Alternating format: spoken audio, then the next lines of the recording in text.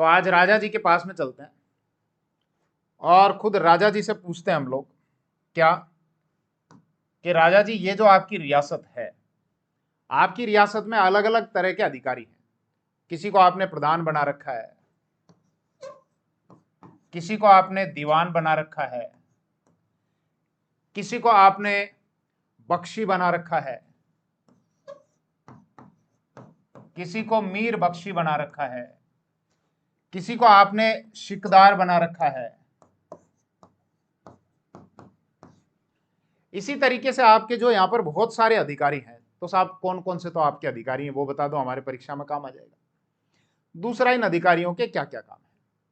तो राजा जी पहले खुद के बारे में ही बता रहे हैं कि देखो भाई मेरी बात सुनो, मैं राजा हूं तो ईश्वर का प्रतिनिधि हूं। ठीक है साहब, ईश्वर का प्रतिनिधि। भाई ईश्वर तो ऊपर है, तो ईश्वर ने एक प्रकार से मुझे नीचे भेजा हुआ है कि साहब मेरे प्रतिनिधि के तौर पर तू शासन व्यवस्था स्थापित कर और लोगों के साथ में न्याय कर, एक अच्छी व्यवस्था स्थापित कर ताकि लोग सुख शांति से अपना जीवन जी सकें। अब मैं ईश्वर का प्रतिनिधि हूं तो लोग मेरा सम्मान भी करते हैं, मेरे प्रति आस्था भी रखते हैं कि साहब ईश्वर का प्रतिनिधि है। ठीक है, इस प्रकार की ये मान्यता। दूसरा, जितनी भी पावर्स हैं, भले ही प्रशासनिक अधिकार हो, बोले वो भी मेरे अंदर निहित है, या सारी सैनिक पावर हो वो भी मेरे अंदर निहित है, या सारी न्यायिक शक्तियां हो, किसी को मृत्यु दंड देना है, छोटा बड़ा कोई भी अगर दंड देना है तो बोले सारी जो पावर्स हैं वो मेरे अंदर ही निहित है। बोले साहब ये तो काम खराब है। बोले कैसे? ईश्वर के प्रतिनिधि आप हो तो आपके लिए गए डिसीजन पर कोई क्वेश्चन मार्क तो लगा ही नहीं सकता, कोई उंगली तो दिखा ही नहीं सकता। और दूसरा, सारी पावर्स ही आपके अंदर निहित हैं, मतलब सारी एक प्रकार से अगर हम देखें तो एग्जीक्यूटिव पावर भी आपके अंदर निहित है, जुडिशरी पावर भी आपके अंदर निहित है, मतलब कार्यपालिका, न्यायपालिका, और अपने आप में आप खुद व्यवस्थापिका हो। तो सारी पावर जब एक ही व्यक्ति को दे दी जाए तो साहब यहां तो काम गड़बड़ है। बोले कैसे गड़बड़ है? फिर तो निरंकुशता आ जाएगी। बोले वो कहीं हुए? बोले निरंकुशता मतलब कि आप पर तो कोई अंकुश लगा ही नहीं सकता। बोले कैसे? बोले साहब जैसे आप कोई भी काम करोगे तो आप निरंकुश होकर करोगे। जैसे हाथी होता है ना, हाथी को रोकने के लिए एक औजार होता है, वो जो महावत पीछे बैठा होता है हाथी पर, वो उसके कान के पीछे वो चुबाता है, उसको नोक से निकली हुई होती है, उसको कहा जाता है अंकुश। तो उस अंकुश से उस हाथी को वो कंट्रोल करता है। लेकिन यहां निरंकुश का मतलब कि आप पर तो इस प्रकार का कोई कंट्रोल है ही नहीं। बोले नहीं, पूरी बात सुनो, मेरे ऊपर भी अंकुश है। बोले कैसे अंकुश है आपके ऊपर? बोले एक तो ये जितने भी मैं डिसीजन लेता हूं उनमें मेरे मंत्रियों की सहमति होती है, मंत्रियों से विचार विमर्श करता हूं। ठीक है साहब। इसके अलावा मेरे जो पुरोहित साहब हैं उनसे मैं विचार विमर्श करता हूं। ठीक है। इसके अलावा जो मेरे युवराज हैं उनसे मैं विचार विमर्श करता हूं, उनकी सहमति के बिना कुछ नहीं करता। इसके अलावा मेरे जो सामंत हैं उन सामंतों से भी मैं विचार विमर्श करता हूं, उनकी इच्छा के खिलाफ मैं नहीं करता काम। बोले साहब अगर कर लो तो मान लो सामंतों की इच्छा नहीं मानो तो? बोले बात ऐसी है कि सामंतों के पास अपनी सेनाएं होती हैं और जब मुझे युद्ध लड़ना होता है तो युद्ध लड़ने के लिए सेना की आवश्यकता है। अब मेरे पास भी हालांकि सेना है, लेकिन मुझे सामंतों की सेना की भी आवश्यकता होती है। अब सामंतों को अगर मैं नाराज कर दूंगा तो वो लड़ने के लिए नहीं आएंगे।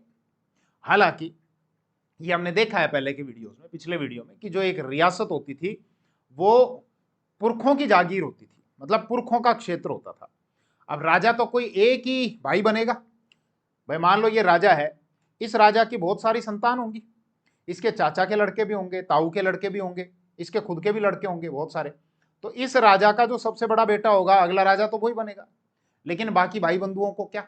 तो पिछले वीडियोस में जैसे हमने देखा कि बड़ा बेटा तो अगर राजा बन गया तो बाकियों को क्या करेंगे? ये जागीरें दे देंगे कि साहब वहां तेरा जीवन निर्वाह भी हो जाएगा, वहां से जो पैसा है उस पैसे से जीवन निर्वाह कर लेना, कुछ हिस्सा अपने पास में रख लेना और बाकी हिस्सा तू राजा के पास में पहुंचा देना। इसके अलावा वहां की प्रशासनिक व्यवस्था भी देख लेना, अपनी सेना भी रख लेना, और जब जरूरत पड़े तो सेना लेकर आ जाना। सेना को कहा जाता था जमीयत, कि सेना लेकर आ जाना, अगर कोई शत्रु पर अपन किसी पर अटैक करने के लिए जाए या कोई अपने ऊपर अटैक करे तो अपने को मिलजुल कर इस राज्य की रक्षा करनी पड़ेगी। क्योंकि देखो मेरा ये अकेले का राज्य तो है नहीं, ये तो अपने पुरखों का राज्य है और अगर इस राज्य पर कोई संकट आएगा तो इस राज्य को बचाना हमारी सामूहिक जिम्मेदारी है। तो इसलिए वो भी आया करते थे, क्योंकि राज्य मेरे अकेले का नहीं है, सारे भाई बंधुओं का। अब ये अलग बात है कि मैं अकेला एक राजा बन गया, लेकिन इसमें हिस्सेदारी तो उन सब की है, क्योंकि पुरखों का राज्य है। तो इसलिए वो लड़ने आते हैं। फिर भी सामंतों की अपनी जमीयत मतलब सेना होती है, तो मैं इन लोगों को नाराज नहीं कर सकता। तो इसलिए मैं निरंकुश नहीं हूं। आप जो सोच रहे हो कि साहब मैं तो निरंकुश हो गया, निरंकुश नहीं हूं। मुझे भी दबाव होता है अपने मंत्रियों की सलाह, पुरोहित, युवराज, सामंत, इनकी सलाह के हिसाब से मुझे काम करना होता है। फिर इसके अलावा मेरे ऊपर नीतिगत दबाव भी होता है। भाई धार्मिक शास्त्रों की बातों को मेरे को मानना पड़ता है। जो जो शास्त्र हैं उन शास्त्र के हिसाब से मेरे को चलना होता है। ये नहीं मैं अपनी मर्जी से कोई भी डिसीजन दे लूं। और दूसरा, मेरे ऊपर नीतिगत दबाव भी होता है। बोले साहब नीतिगत दबाव कैसे? भाई मान लो मैंने कोई गलत डिसीजन ले लिया, तो आने वाली जो पीढ़ियां हैं वो मुझे और मेरे जो वंशज होंगे उनको अच्छे एक राजा के तौर पर याद थोड़ी रखेंगे। वो तो हमको क्रिटिसाइज करेंगे, हमारी कमियां निकालेंगे, हमारी बुराई करेंगी। तो इतिहास में तो हमको बदनाम कर दिया जाएगा। भाई भविष्य जब इतिहास की चर्चा करेगा तो हमको एक अच्छे राजा के तौर पर नहीं देखा जाएगा, और हमको एक एग्जाम्पल सेट करने होते हैं ताकि लोग हमको एक अच्छे राजा के तौर पर जाने। तो हम पर एक नीतिगत दबाव होता है। जैसा इस प्रकार के हम कई उदाहरण देखते भी हैं। जब मैंने आपको, ध्यान करो बेटा, कोटा रियासत, अच्छा एक चीज देखो, मैं कई बार बेटा बोल देता हूँ, और मैंने एक दो कमेंट देखे जो बहुत, मेरे व्यूअर्स केवल मेरे विद्यार्थी नहीं है, मैं जानता हूँ। मेरे विद्यार्थियों के साथ साथ बहुत सारे ऐसे लोग हैं पूरे भारत में, भारत से बाहर भी बहुत लोग मुझे देखते हैं, मेरे वीडियोस देखते हैं, और आयु में मुझसे छोटे भी हैं, मेरे बराबर भी हैं, और मुझसे बड़े भी हैं। तो ये जो मैं बेटा शब्द का संबोधन करता हूं, तो अगर किसी बड़े को बुरा लगे, उनके लिए नहीं है ये, मैं केवल मेरे विद्यार्थियों के लिए करता हूं। जो मुझसे बड़े हैं उनके लिए मैं बेटा शब्द का संबोधन नहीं कर रहा। उनको अगर इस प्रकार का लगा तो उसके लिए क्षमा। ये केवल मेरे विद्यार्थियों के लिए। इसलिए अगर कभी इस प्रकार से बेटा शब्द मैं संबोधन करता हूं, तो आप मुझे, जो मुझसे बड़े हैं, वो ये समझ लिया करें कि साहब ये हमारे बच्चे की तरह है, और इनके इसके जो विद्यार्थियों के लिए ऐसा कह रहा है। ठीक। तो जैसा हम कुछ उदाहरण भी देखते हैं। जब मैंने आपको एक रियासत पढ़ाई थी, कोटा रियासत, ये दिख तो रहा है ना आपको कलर? ठीक है, इस पे लेता हूं मैं। जब मैंने आपको कोटा रियासत पढ़ाई थी, तो वहां पर मैंने बताया था कि कोटा के एक शासक थे रतन सिंह, जो मुगल शासक जहांगीर के समकालीन थे। ध्यान आ रहा होगा जिन्होंने वो कोटा रियासत पढ़ी है। पूरा राजस्थान की हिस्ट्री का बैच अगर आपको ज्वाइन करना है तो भारद्वाज क्लासेस की एप्लीकेशन पर आप जाकर ज्वाइन कर सकते हैं। उसमें सारे टॉपिक अवेलेबल हैं। तो इसलिए ये कोई टेंशन की बात नहीं कि साहब हम पर्टिकुलर इस एग्जाम की तैयारी कर रहे हैं। जिस भी एग्जाम की आप तैयारी कर रहे हो राजस्थान से रिलेटेड, तो ये बैच आपके काम का है, क्योंकि उसमें सारे टॉपिक अवेलेबल रहेंगे अकॉर्डिंग टू सिलेबस। आपको जो भी टॉपिक चाहिए उसको क्लिक करो और आप देखो। तो रतन सिंह यहाँ के कोटा के शासक थे। कोटा रियासत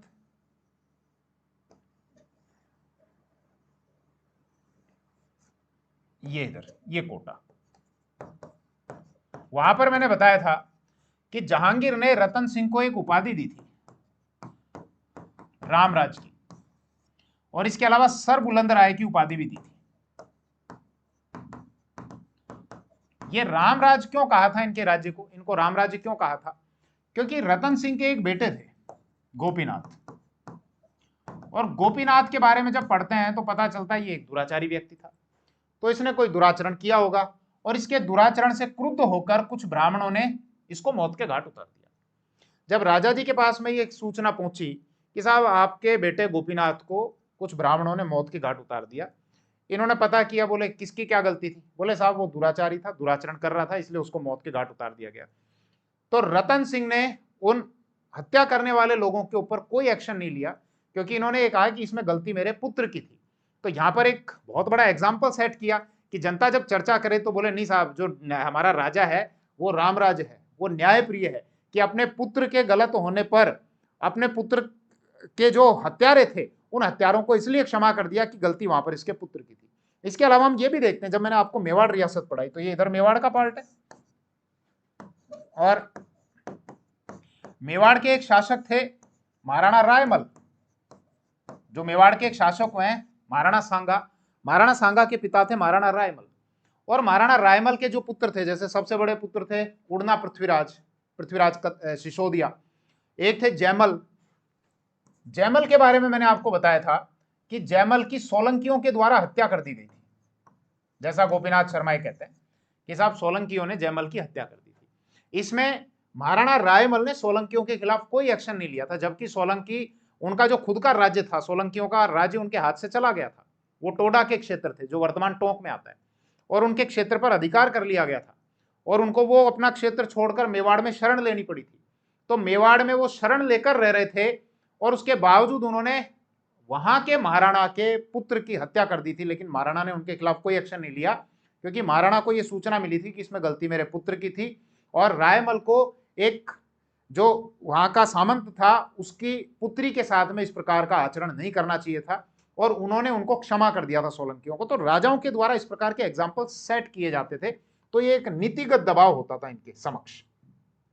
तो अभी तक हमने क्या बात की कि साहब रियासत में कई अलग अलग प्रकार के अधिकारी होते थे, पदाधिकारी होते थे। मुख्य हमने राजा पर अभी चर्चा की कि राजा जिसको ईश्वर का प्रतिनिधि माना जाता था, प्रशासनिक शक्ति हो, सैनिक शक्ति हो, न्यायिक शक्ति हो, जितनी भी सारी शक्तियां थी उनका केंद्र बिंदु राजा होता था। और हम ये देखते हैं जब किसी एक ही व्यक्ति में आपके कार्यपालिका भी उसी में निहित हो जाए, व्यवस्थापिका भी उसी में निहित हो जाए, न्यायपालिका भी उसी में निहित हो जाए, तो फिर निरंकुशता उत्पन्न होती है। तो क्या राजा निरंकुश था? तो हम कहेंगे नहीं साहब, राजा निरंकुश नहीं था, क्योंकि राजा पर कई तरह के दबाव होते थे, और राजा को अपने मंत्रियों, अपने युवराज, अपने पुरोहित और सामंतों की सलाह के अनुसार काम करना होता था, इसलिए वो निरंकुश नहीं होता था। फिर दूसरा, वो धर्मशास्त्रों के हिसाब से अपने निर्णय लेता था, और उस पर नीतिगत दबाव भी होता था कि वो अच्छे डिसीजन ले, एक एग्जाम्पल सेट करे। इस प्रकार के एग्जाम्पल हमको बहुत देखने को मिलते हैं। फिर दूसरा, कई बार ये सवाल भी आता है कि कई बार ऐसा होता था कि भाई राजा तो बालक है, अल्प आयु है, तो ऐसे में अल्प आयु में क्या राजा में इतनी समझ विकसित होती थी कि क्या धर्मशास्त्र क्या कहते हैं इस संबंध में, नीति शास्त्र क्या कहता है? तो नहीं, अल्प आयु वाले बालक में तो नहीं होती इस प्रकार की समझ।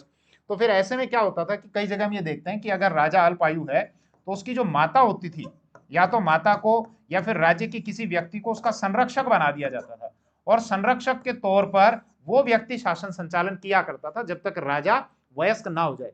जैसे आप पृथ्वीराज चौहान थर्ड जो है, उनकी माता कर्पूरी देवी ने पृथ्वीराज चौहान की संरक्षिका के तौर पर कार्य किया था। या इसके अलावा अगर आप मेवाड़ में देखें तो मेवाड़ के जब शासक बने थे मोकल, तो मोकल के संरक्षक के तौर पर एक तो चुंडा ने कार्य किया था, चुंडा के बाद रणमल राठौड़ ने भी कार्य किया था। महाराणा कुंभा हम देखते हैं तो महाराणा कुंभा के संरक्षक के तौर पर भी रणमल राठौड़ ने काम किया था।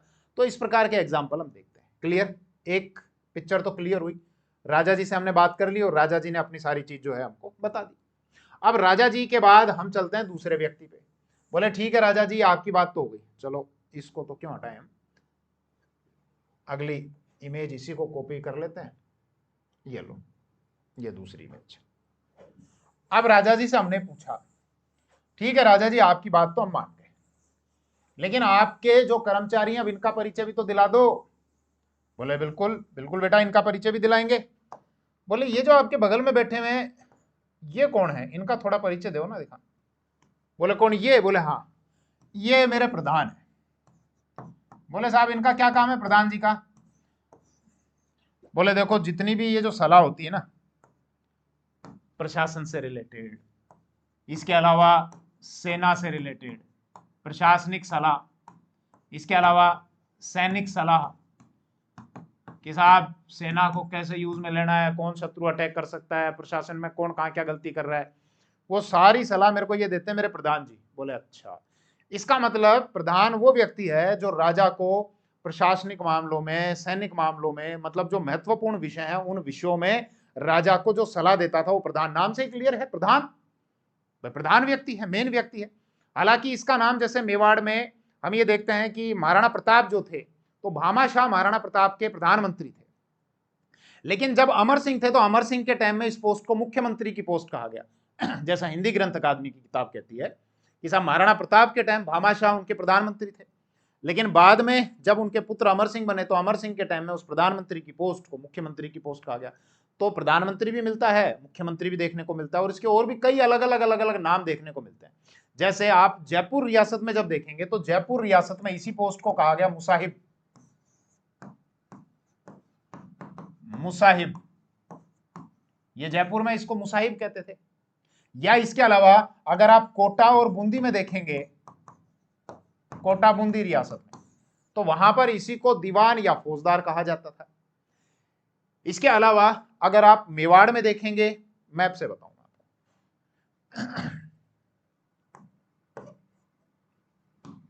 ये राजस्थान का मैप,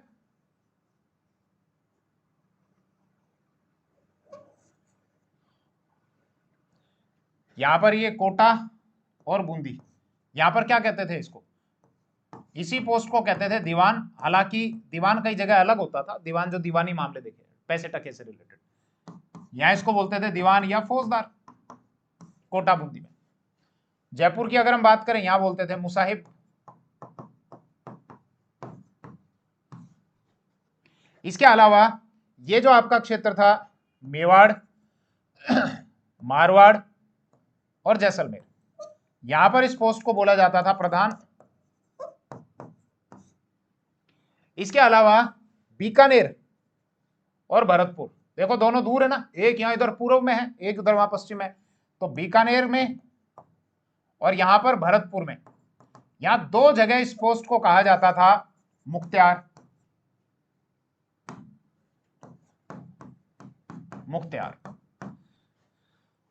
तो प्रधान बोल लो, या कोटा बूंदी में दीवान या फौजदार बोल लो। एग्जामिनर ऐसे पूछेगा बेटा आपसे कि फला इस पोस्ट को बताओ जयपुर रियासत में क्या कहा जाता था, या बीकानेर भरतपुर रियासत में, या इस पोस्ट को कि कोई व्यक्ति अगर राजा को प्रशासनिक और सैनिक मामलों में अगर सलाह दे रहा है और सेकंड नंबर की पोस्ट है, फर्स्ट नंबर पे राजा, सेकंड नंबर पे प्रधान, सब सेकंड नंबर की पोस्ट है, उस पोस्ट को मेवाड़ में क्या बोलते हैं, या फिर मारवाड़ में क्या बोलते हैं, या जैसलमेर, इस तरीके से क्वेश्चन पूछा जाएगा।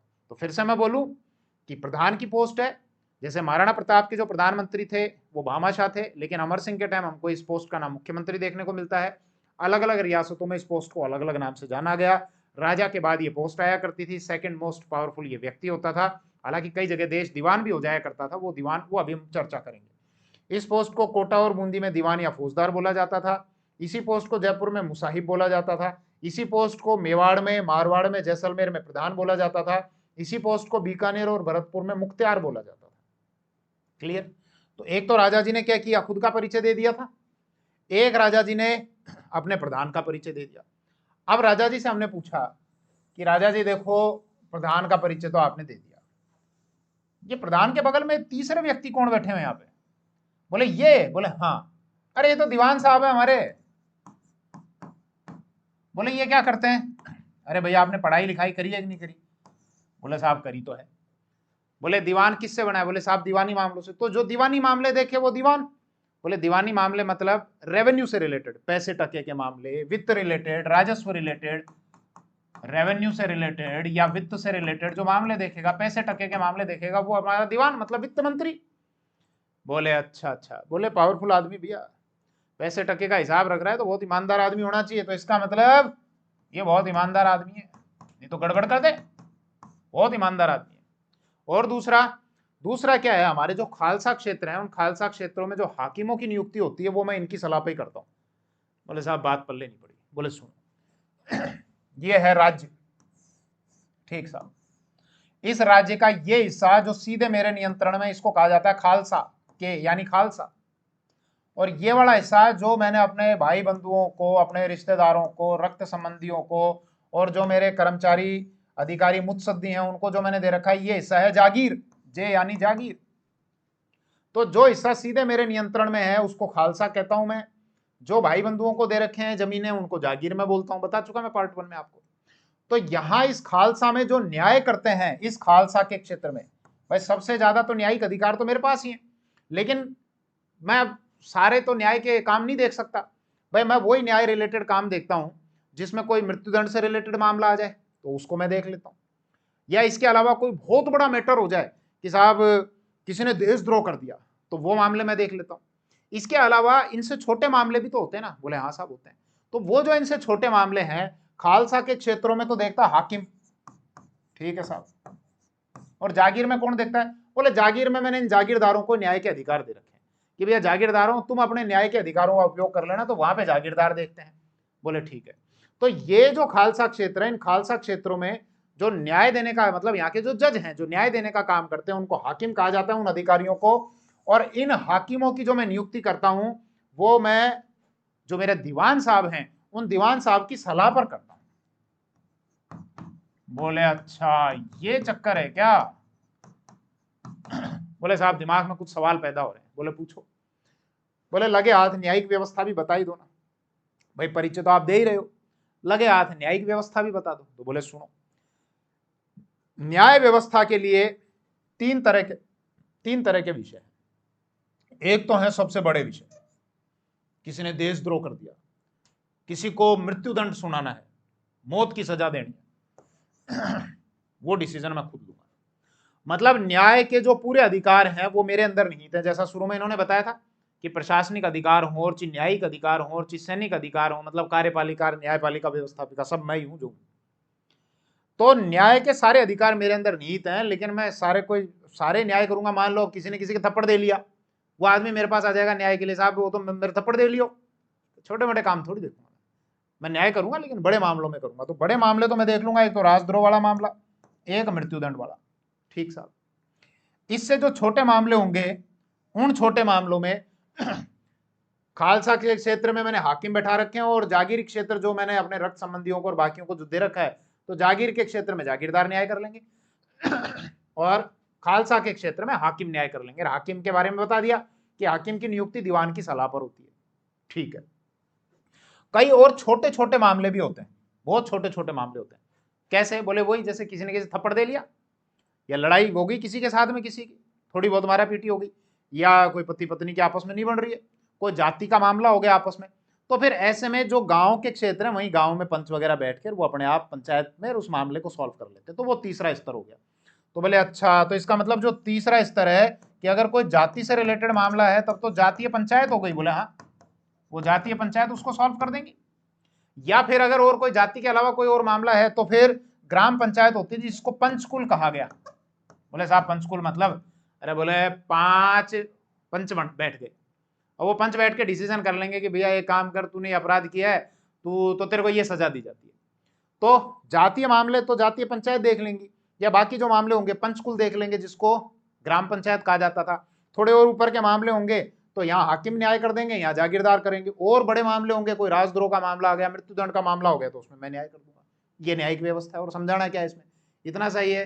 तो भविष्य में कभी बालकों के आरिश वारिश के एग्जाम तो लिख देंगे बालक। मैंने कहा हाँ साहब, आपने जो समझाया तो बालक इसमें लिख देंगे। अब बालकों की अब कोई चिंता की बात नहीं। साहब एक सवाल हो रहा है, क्या सबको बराबर न्याय मिलता है या कोई भेदभाव भी होता है? नहीं, भेदभाव होता है। इस न्याय व्यवस्था में थोड़ा भेदभाव भी है। बोले कैसे?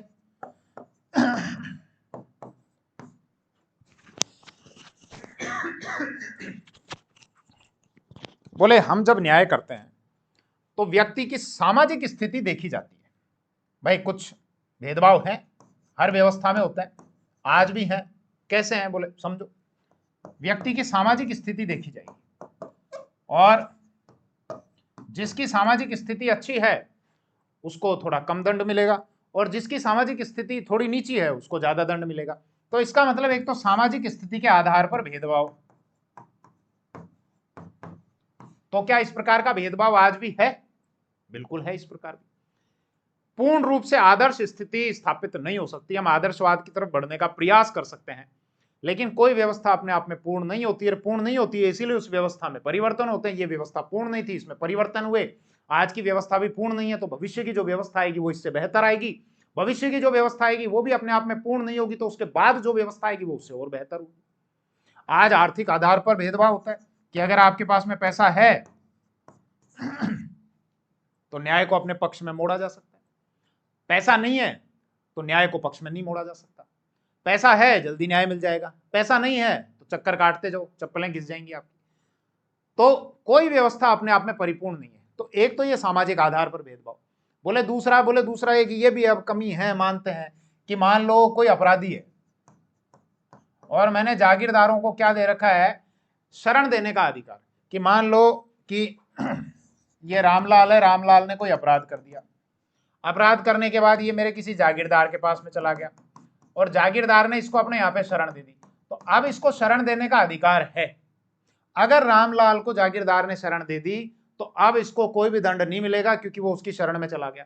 तो ये जो अधिकार था जागीरदारों के पास में शरण देने का अधिकार, इसका मिसयूज इस प्रकार से किया जाता था। तो ये न्यायिक व्यवस्था हो गई। तो मेरे हिसाब से न्याय व्यवस्था क्लियर है।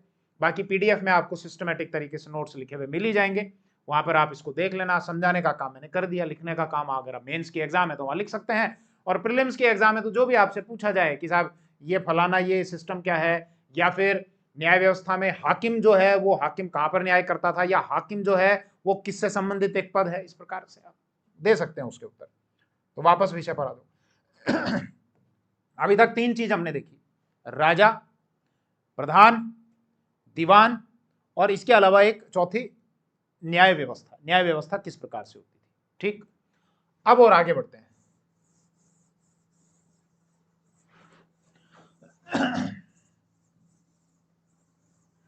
अब पूछ ही लिया, फिर जिज्ञासा होके बोले साहब ये इनका परिचय तो आपने दे दिया, बहुत बढ़िया बात है। ये तो आपके प्रधान साहब हैं, ये आपके दीवान साहब हैं, ये साहब कौन है, बोले ये इधर जो बैठे हैं, बोले ये हमारे बख्शी। बोले साहब बख्शी क्या होता है, बोले हमारी जो सेना है ना, हाँ साहब, उस सेना को भर्ती करना, उसको ट्रेनिंग देना, मतलब प्रशिक्षण, इसके अलावा कोई सैन्य सामग्री की आवश्यकता है। बोले मतलब साहब सैन्य सामग्री कैसे, जैसे ड्रोन, मिसाइल वगैरह? अरे नहीं, वो तो भविष्य में लिए जाएंगे।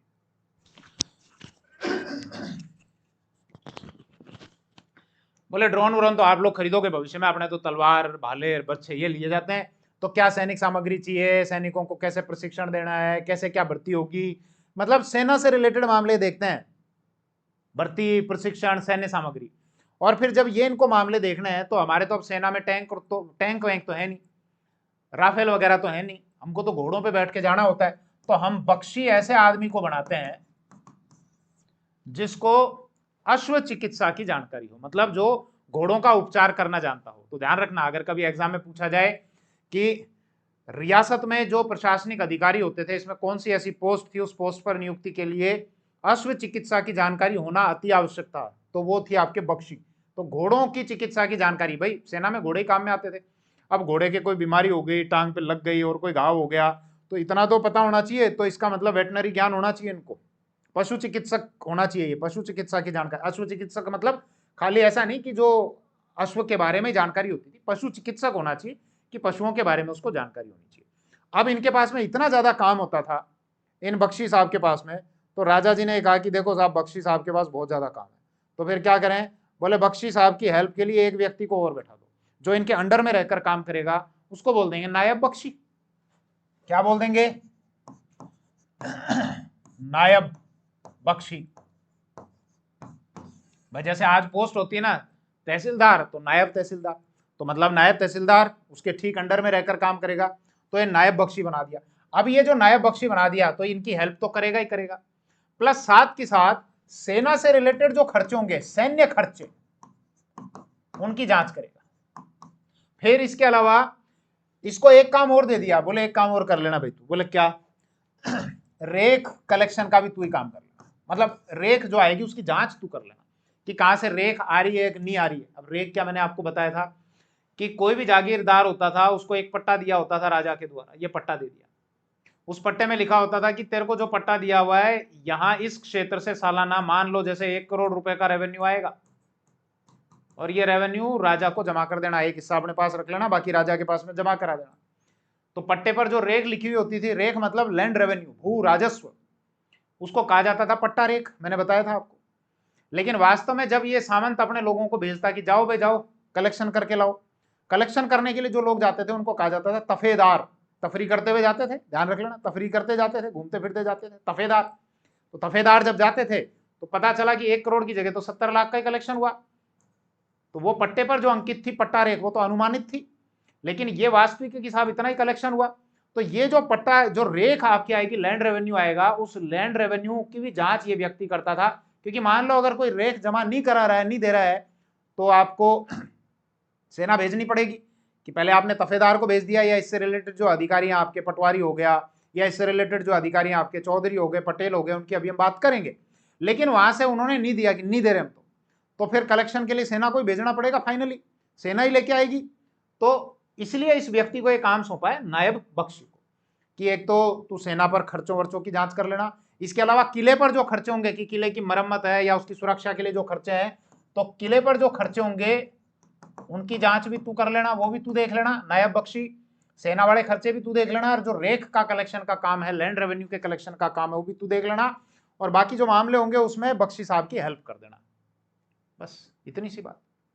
अब इसके बाद एक होता था आपका शिकदार। कौन? शिकदार।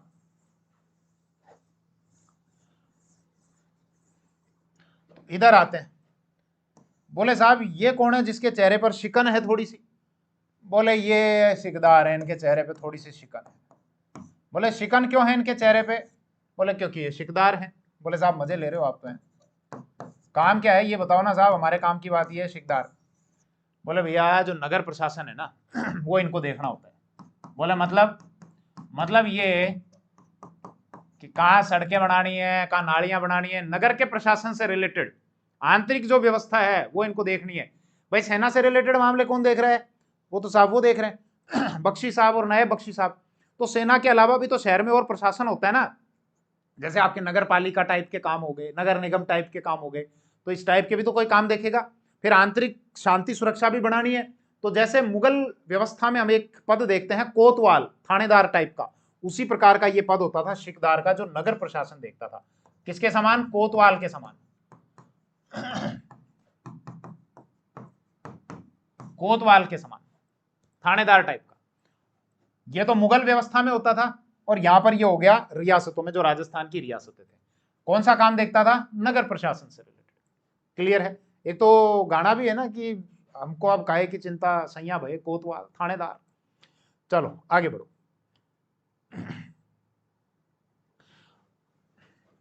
अब ये आगे साहब मुंशी साहब। बोले साहब ये कौन है? बोले ये मुंशी जी हैं। बोले राजा जी अब आप मत बताना मुंशी जी क्या करते हैं, अब हम आपको बताएंगे मुंशी जी क्या करते हैं। बोले बताओ। मुंशी जी के बारे में हम ये पढ़ते हैं साहब, हमने खूब पिक्चरें देखी हैं, DD1 पे, DD2 पे। छोटे छोटे थे जब पिक्चर आया करती थी, आधी पिक्चर आती थी शुक्रवार को और आधी आती थी शनिवार को। तो वहां पे साहब ऐसा होता था, कोई पैसे वाला आदमी होता था और वो हर काम में मुंशी जी को बुलाता था। मुंशी जी ये पत्र तैयार करो, मुंशी जी ये पत्र इनको लिखो, मुंशी जी जरा चेक करना है इसमें कागज की एक बार जांच करना। तो ऐसा ही कुछ काम करते हैं क्या ये? बोले हाँ बिल्कुल यही काम करते हैं मुंशी जी, यही काम करते हैं कि कौन से आपको कागज तैयार करने हैं, उन कागजों की जांच, आपका पत्र वगैरह भेजना, पत्र लिखना, ये सब पत्राचार वगैरह अपने मुंशी जी करते हैं ये। बोले साहब पत्र कितने टाइप के होते हैं? ये हमको नहीं पता, ये तो आप बता दो।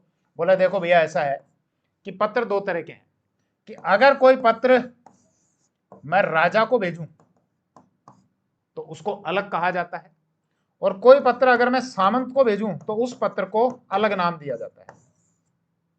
जैसे अगर किसी सामंत को मैं पत्र भेज रहा हूं तो उसको कहा जाता है रुक्का। क्या कहा जाता है? रुक्का। कि मान लो जैसे मैंने एक पत्र भेजा, सामंत अपने ठिकाने में बैठा हुआ है और उसके पास में एक लेटर आया, तो उसका जो आदमी बोलेगा, बोले साहब ये रुक्का आया। बोले अच्छा राजा जी ने भेजा, इसका मतलब रुक्का। और एक होता है साहब राजा, जो राजा को भेजता है वो है खरीदता। तो आपसे अगर पूछा जाए खरीदता क्या है?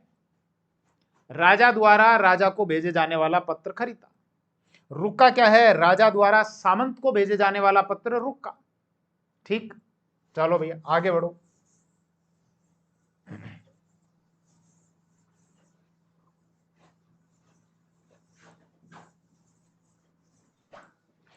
बोले साहब ये इधर ये जो एक और व्यक्ति बैठे हुए हैं ये कौन है? बोले ये तो वकील साहब हैं। बोले मतलब ये उस टाइप के वकील जैसे आज हम देखते हैं कोर्ट में कि जज साहब बैठे हैं और उधर उनके कोई जिनका पक्ष ले रहे हैं और फिर वो आपस में बहस करते हैं बीच में। बोले वैसे ही वही वकील साहब हैं कि कोई जब न्याय के लिए आता है तो ये बीच में वकील साहब उनका पक्ष रखते हैं। अरे बोले नहीं, हमारी न्याय व्यवस्था तो बहुत सरल है और बहुत सस्ती है, आपकी तरह नहीं कि अब एफिडेविट बना के लाओ, और ये लंबी चौड़ी प्रक्रिया नहीं है। तो ये उस समय जो न्याय व्यवस्था थी, ये दो शब्द में बोलना भूल गया था, ये भी ध्यान रख लेना इसी बाने, कि उस टाइम न्याय व्यवस्था बहुत सरल होती थी कि आप सीधे राजा के पास में गए, कोई कागजी कार्रवाई नहीं करनी है, या आप हाकिम के पास में गए, या जागीरदार के पास में गए, या जातीय पंचायत के पास में गए, या फिर पंचकुल के पास में गए। कोई आपको ये नहीं कि कागज तैयार करना है, एफिडेविट बनाना है, कोई फीस नहीं भरनी होती थी आपको। और इसके अलावा प्रक्रिया बहुत सरल थी और सस्ता था क्योंकि फीस वगैरह नहीं देनी थी। अब तो कई तरह की चीजें हैं।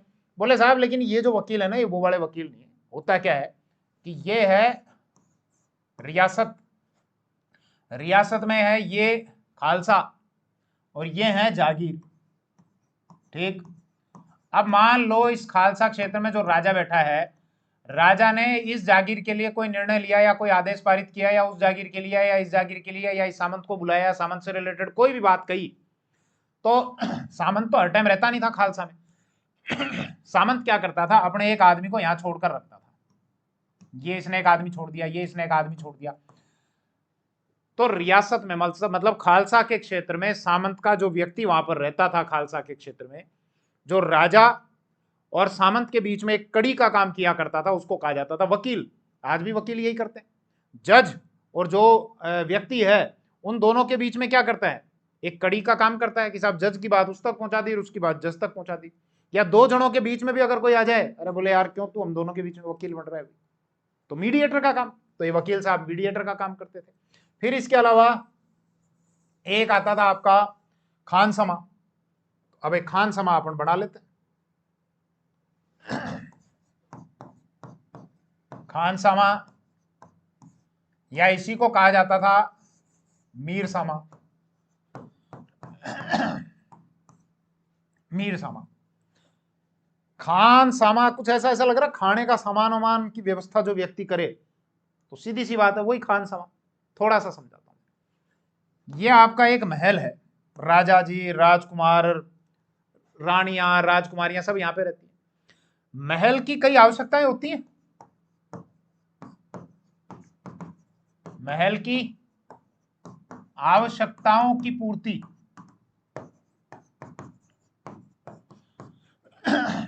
इस व्यक्ति के द्वारा की जाती थी, खानसमा, जिसको मीरसमा कहा जाता था। मान लो जैसे युवराज ने ये कहा कि आज तो पनीर बटर मसाला बनाओ, तो खानसमा के पास में जाएगी डिजायर, बोले पनीर बटर मसाले की डिमांड आई है आज, तो आज वो बनाना पड़ेगा।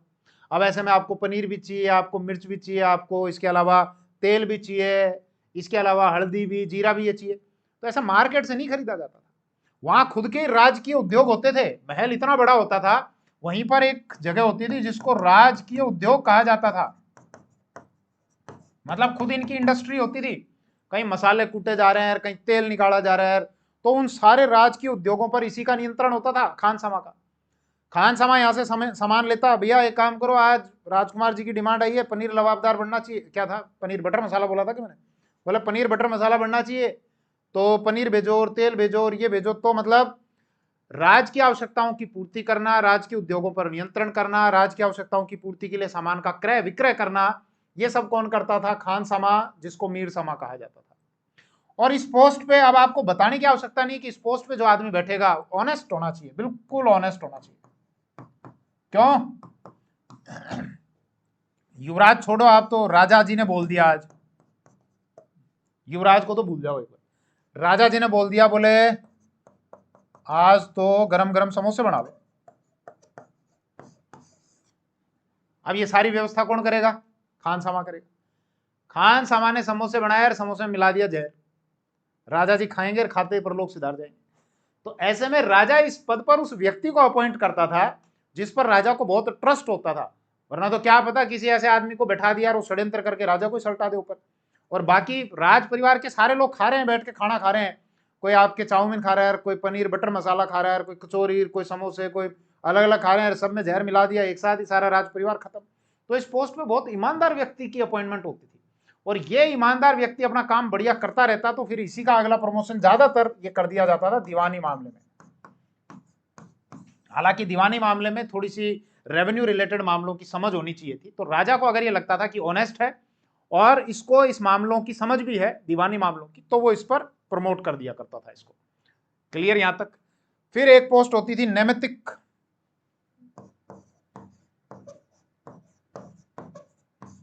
नैमित्तिक यानी निमित्त, क्या होने वाला है भविष्य में। तो मतलब जो आपके कुंडलियां वगैरह जो देखें, जो भविष्य वक्ता, ज्योतिष, ज्योतिष जो ज्योतिष का जिसको ज्ञान हो कि साहब आपकी कुंडली में ये लिखा हुआ है, भविष्य जो है इस ओर की संकेत कर रहा है, शत्रु का आक्रमण हो सकता है, आपको इस प्रकार से पहले ही अपनी तैयारियां करनी चाहिए, तो ज्योतिष की जो जानकारी। फिर एक होता है किलेदार। किलेदार मतलब किले का जिसको प्रभारी बना रखा है कि भाई यहाँ किले की कैसे क्या रक्षा करनी है, कैसे क्या व्यवस्था करनी है, वो सारा सब तू देख। किलेदार मतलब कि वहां की सिक्योरिटी से रिलेटेड जितने मामले देखेगा, एक हमने देखा था नायब बख्शी, वो तो किलों पर खर्चों की देखता था व्यवस्था। किलेदार कि किले की सुरक्षा कैसे होगी, किलेदार मतलब उस किले का मालिक हो गया, कि यहाँ कौन आएगा, कहाँ कितनी सुरक्षा रहेगी, किसको जाने देना है नहीं जाने देना, वो सारा सब किलेदार के अंडर में जो अधिकारी होते थे वो काम किया करते थे। फिर एक होता था ड्योटीदार।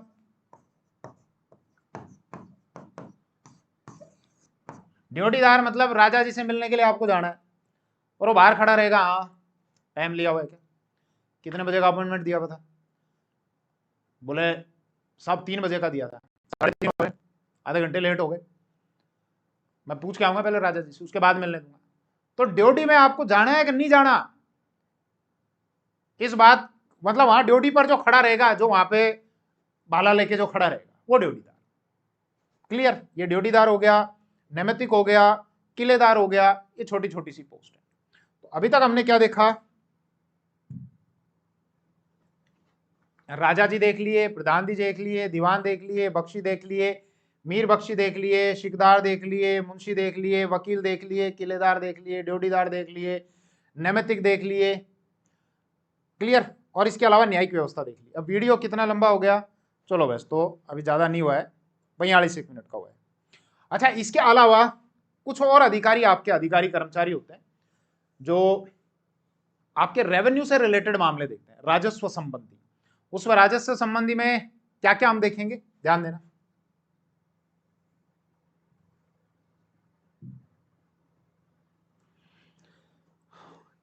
कि रेवेन्यू का कलेक्शन कैसे होता था, लैंड रेवेन्यू का किस किस प्रकार से कलेक्शन होता था, भूमि के कितने प्रकार थे, किसानों के कितने प्रकार हुआ करते थे, और फिर फाइनली हमको देखना है कि सामंती व्यवस्था की क्या कमियां थी। तो चलिए उसको फिर हम नेक्स्ट वीडियो में कंप्लीट करते हैं, इस वीडियो में इतना ही रखते हैं।